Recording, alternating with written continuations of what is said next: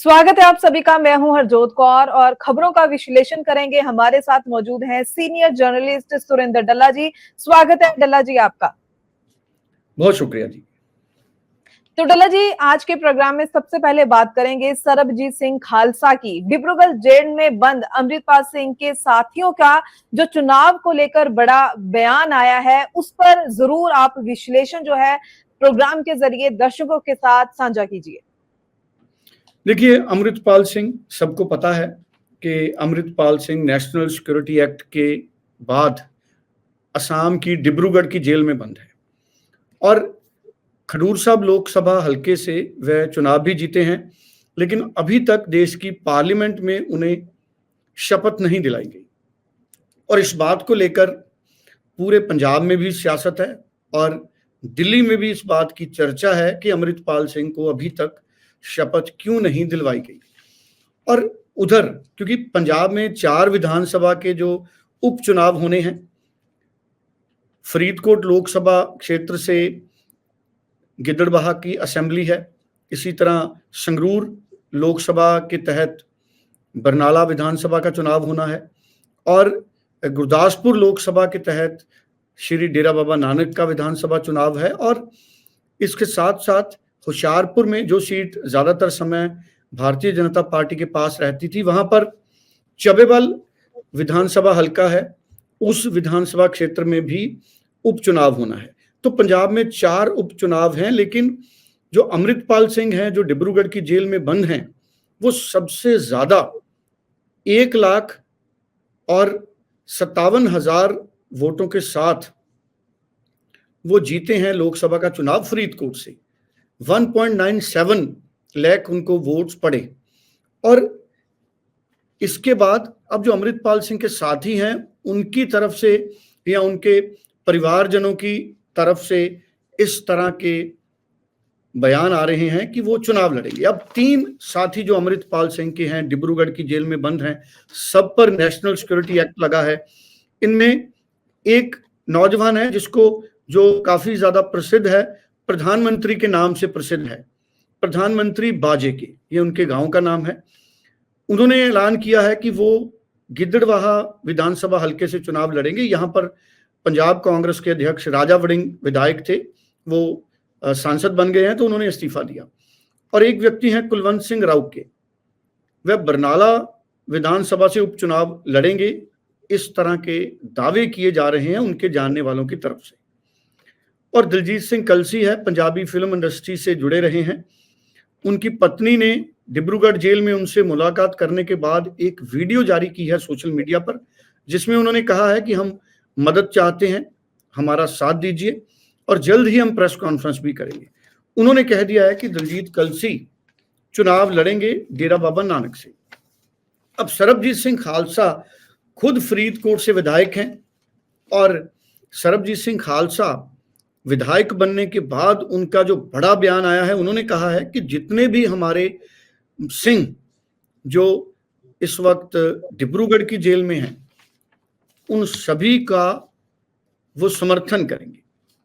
इसका मतलब है कि अमृतपाल सिंह, सरबजीत सिंह खालसा और जेल में बंद ये नौजवान अगर चुनाव लड़ते हैं तो पंजाब के इन 4 विधानसभा क्षेत्रों में से 3 पर एक बार फिर से बड़ी दिलचस्प स्थिति बनेगी।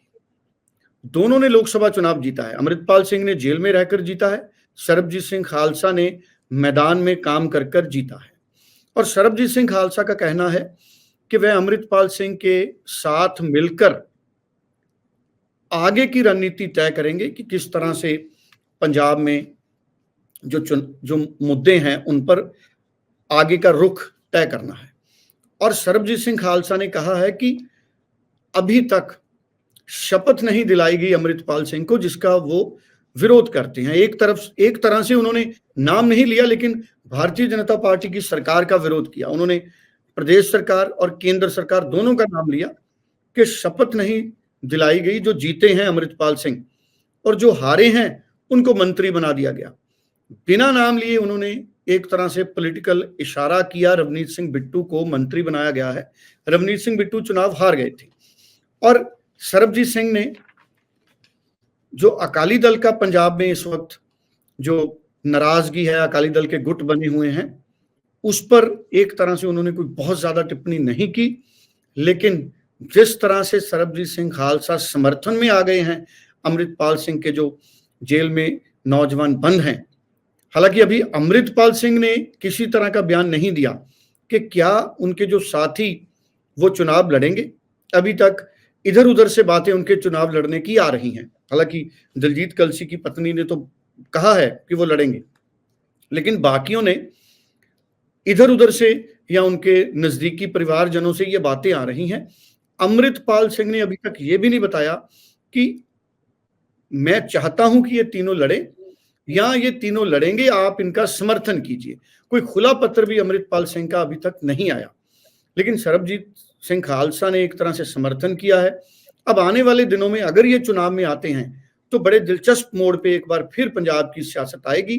और एक बार बात जरूर सुन लें, सरबजीत सिंह खालसा ने अपनी पूरी बात पत्रकारों के साथ कैसे रखी। अपना जी समर्थन है, जिन्ने भी अपने ਸਿੰਘ ਹੈ ਹੁਣ ਬਾਈ ਇਲੈਕਸ਼ਨ ਚਾਹੁੰਦੇ ਆ ਲੜਨੀ, ਤੇ ਅਸੀਂ ਤਾਂ ਸਪੋਰਟ ਕਰਾਂਗੇ ਹੀ ਜੀ। ਹਾਂ, ਕੋਈ ਮੁਹਿੰਮ ਵੀ ਚਲਾਓਗੇ, ਇਸ ਨੂੰ ਲੈ ਕੋਈ ਪ੍ਰਚਾਰ ਵੀ ਆਪਣੇ ਸ਼ੁਰੂ? ਬਿਲਕੁਲ ਜੀ, ਮੈਂ ਜਾਣਾ ਹੈ ਹੁਣ ਦਿੱਲੀ ਜਾਣਾ ਹੈ, ਸਪੀਕਰ ਤੋਂ ਟਾਈਮ ਲੈਣਾ ਹੈ ਉਹਨਾਂ ਨੂੰ ਮਿਲਣ ਵਾਸਤੇ।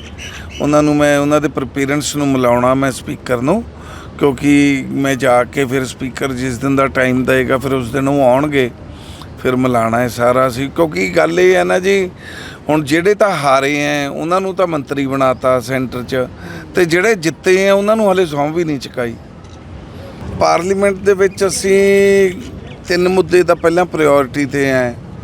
ਇੱਕ ਤਾਂ ਵੀ ਕਿਸਾਨਾਂ ਦੀਆਂ ਮੰਗਾਂ, ਦੂਜਾ ਬੰਦੀ ਸਿੰਘ, ਤੀਜਾ ਜਿਹੜੀ ਮਹਾਰਾਜ ਦੀ ਬੇਅਦਬੀ ਜਦੋਂ ਵੀ ਹੁੰਦੀ ਹੈ ਜਾਂ ਹੋਈ ਹੈ ਉਹਦੇ ਵਿੱਚ ਜਿਹੜੀ ਸਜ਼ਾ ਹੈ 3 ਸਾਲ ਦੀ ਹੈ, ਸਜ਼ਾ ਘੱਟ ਹੈ, ਉਹ ਲਾइफ इम्प्रिजनमेंट होनी चाहिए, घट्टो घट्ट उम्र कैद। जी, तो डल्ला जी बात अब करें जलंधर उपचुनाव की, तो इसकी ग्राउंड रिपोर्ट का विश्लेषण भी जरूर कीजिएगा। और क्या लग रहा है, मुकाबला किस तरह से दिख रहा है कि क्या 3 तरफा रहेगा मुकाबला या फिर 4 तरफा? देखिए, जलंधर का जो उपचुनाव है बड़ा दिलचस्प मोड़ पे इस वक्त हरजोत जी पहुंच चुका है और भारतीय जनता पार्टी पूरा जोर लगा रही है, क्योंकि लोकसभा का जब चुनाव था तो भारतीय जनता पार्टी जलंधर के इस वेस्ट हलके से दूसरे नंबर पर रही। कांग्रेस पार्टी की लीड, चरणजीत सिंह चन्नी की लीड इस विधानसभा क्षेत्र से 44,000 से ज्यादा रही और कांग्रेस और बीजेपी ने 42,000 से ज्यादा वोट हासिल किए। अब आम आदमी पार्टी को 15,000 से 16,000 के बीच में वोट मिले थे। ऐसे में जब मुख्यमंत्री ने वहां पर घर किराए पर ले लिया है, पंजाब के कई मंत्री वहां पर प्रचार कर रहे हैं और पूरा संगठन आम आदमी पार्टी का प्रयत्नशील है कि हर हालत में जो जलंधर का उपचुनाव है वो जीता जाए। लोकसभा में आम आदमी पार्टी को पंजाब में 3 सीट मिले, हालांकि उससे पहले उनके पास केवल 1 सीट था। बेहतर प्रदर्शन आम आदमी पार्टी का रहा। कांग्रेस को भले ही 7 सीट मिले, लेकिन जो वोट परसेंटेज है वो आम आदमी पार्टी और कांग्रेस का लगभग एक जैसा है। तो हम कह सकते हैं कि कांग्रेस और आप के बीच जिस तरह से लोकसभा के चुनाव में मुकाबला हुआ, जलंधर में इस वक्त मुझे मुकाबला 4 पक्षों में हम मान सकते हैं। श्रोमणी अकाली दल भी अकेला चुनाव लड़ रहा है, लेकिन मुख्य रूप से जो मुकाबला है वो 3 पार्टियों में हम देख सकते हैं। हालांकि मुकाबला कांग्रेस और अकाली दल में भी हो सकता है आने वाले दिनों में कि इन दोनों पार्टियों में मुकाबला बने, लेकिन अभी तक मैं 3 पार्टियों में मुकाबला देख रहा हूं। भारतीय जनता पार्टी, आम आदमी पार्टी और कांग्रेस पार्टी। भारतीय जनता पार्टी के जो उम्मीदवार हैं शीतल अंगुराल, वो पहले आम आदमी पार्टी के विधायक थे। ऐसे में शीतल अंगुराल को क्या लोग समर्थन देंगे, क्योंकि आम आदमी पार्टी में जब वो विधायक थे तो उन्होंने ऑपरेशन लोटस का इल्जाम भी भारतीय जनता पार्टी पर लगाया था, लेकिन तब वो आम आदमी पार्टी में थे और उसके बाद उन्होंने कहा भी था कि आम आदमी पार्टी ने विकास के काम नहीं किए, इसलिए मैंने आम आदमी पार्टी का साथ छोड़ा। अब कांग्रेस की तरफ से बीबी सुरेंद्र कौर हैं, जो स्थानीय काउंसलर भी हैं, उनका भी जनाधार है।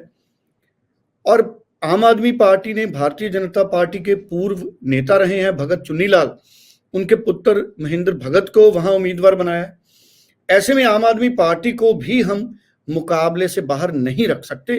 तो ऐसे में जालंधर जिमनी चोन की अगर हम बात करें, जालंधर उपचुनाव की बात करें, तो 3 पक्ष तो सीधे सीधे मुकाबले में दिख रहे हैं। और जैसे जैसे आने वाले दिनों में और बड़े नेता यहां पर आएंगे तो जालंधर उपचुनाव का जो रंग है, जो तस्वीर है, वो और बेहतर तरीके से साफ हो सके। जी जी बिल्कुल, बहुत बहुत धन्यवाद डल्ला जी खबरों के विश्लेषण के लिए। और बड़ी खबरों के विश्लेषण के साथ जल्दी ही दर्शकों के आगे हाजिर होंगे। फिलहाल के लिए दीजिए इजाजत, धन्यवाद। बहुत शुक्रिया हरजोत जी। और कोई भी पक्ष अगर किसी बात से असहमत है तो वो अपना पक्ष हमारे साथ शेयर कर सकते हैं, हम उनके पक्ष को भी आगे रखेंगे। शुक्रिया।